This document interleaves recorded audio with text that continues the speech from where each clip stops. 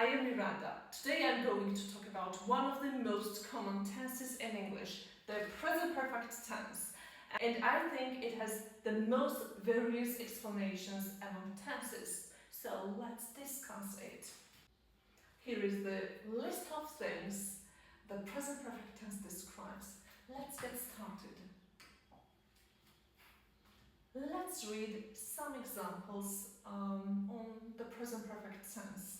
In this video, I'm going to talk about myself. Okay, I've been to Egypt. So I have been to Egypt. I'll use contraction. I've been to Egypt. I've been to Egypt. I have tasted sushi. I've tasted sushi. I have watched The Notebook. I watched The Notebook. What do they describe? What do these sentences describe? Can you tell me when did I do my action in past? Can you find out the specific time I did these actions? Of course no. Time is not specified here. So they show, they describe, they tell you about my experiences. So what experiences I have? I know Egypt because I have been there. I know the taste of sushi because I've eaten it, once I ate it in the past. And I have watched the Notebook. It means that I know the plot of the film, yes? So they all describe my experiences, what experience I have right now for the time being.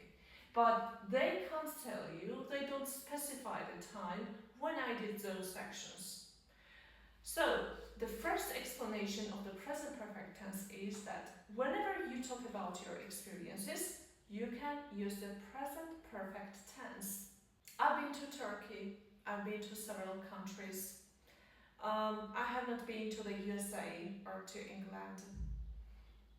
So it means that I have no experience of visiting England. They describe experiences. They show us, they tell you about my experiences. Now let's look at these sentences. I have written some sentences. As you see, I have written 3 sentences here. I've done my homework and I've come to my club. What do they show? I have written some sentences. It means that you can see the sentences here. But if I clear this board, then I cannot say the same sentence. In this case, I can't say I have written some sentences because they are removed, they are cleaned. The board is already cleaned. So I can say I wrote 3 sentences. But when you see the sentences on the board, I can say I have written because you can see the result. Yeah, I've done my homework. It means that I can show you. I don't specify the time in my sentence. I don't specify it.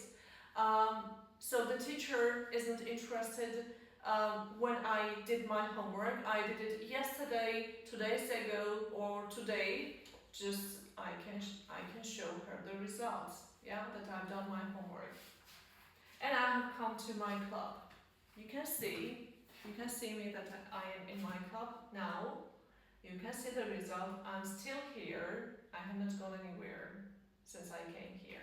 So I can say the present perfect tense in this case. I've come to my club. They all show results.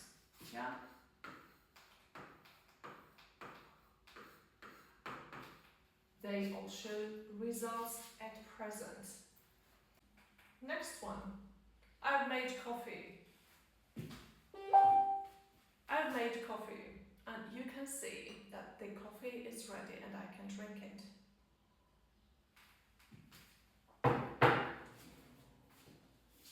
I've just called him.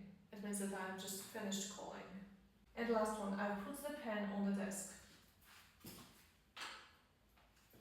You can see I've put the pen on the desk. It means that you can see the result. It is on the desk. So these sentences show just finished actions. just finished actions. I've made coffee, I've just called him, I've put the pen on the desk. So they show the result and the actions that have been just completed.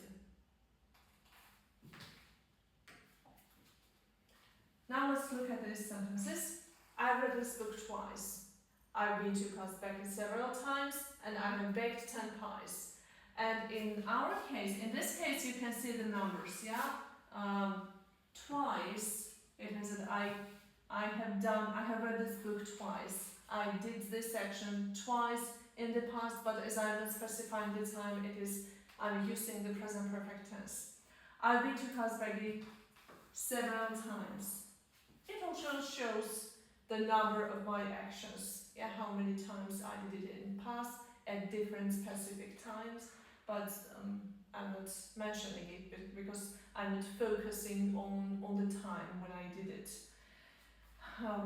them, yeah. And I have baked 10 pies. Here again we have a number but of things, yeah, we have the number of things I've done. I'm baking pies and I have baked 10 pies so far. I'm still baking, but 10 bakes have been already baked.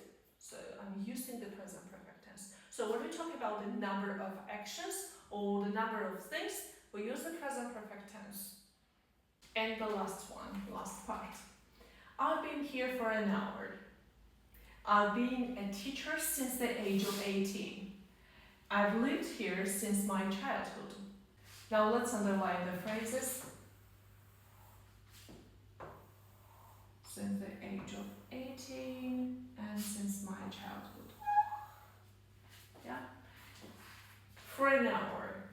So if you look at them carefully, you will see that they show the duration of time.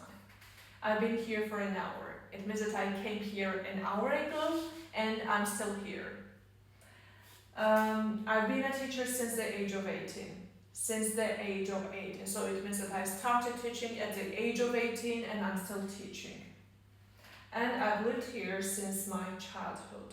So I started living in childhood and I've lived here since then. I'm still living here. Yeah.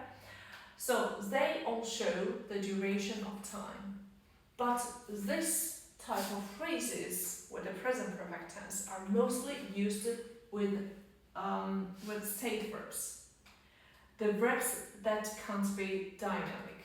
Now I can say the same about live. There are several verbs that can be used in present perfect, in present perfect simple and present perfect continuous as well. But generally, the duration of time with the present perfect tense is used only with state verbs, mostly, yeah. So it shows duration.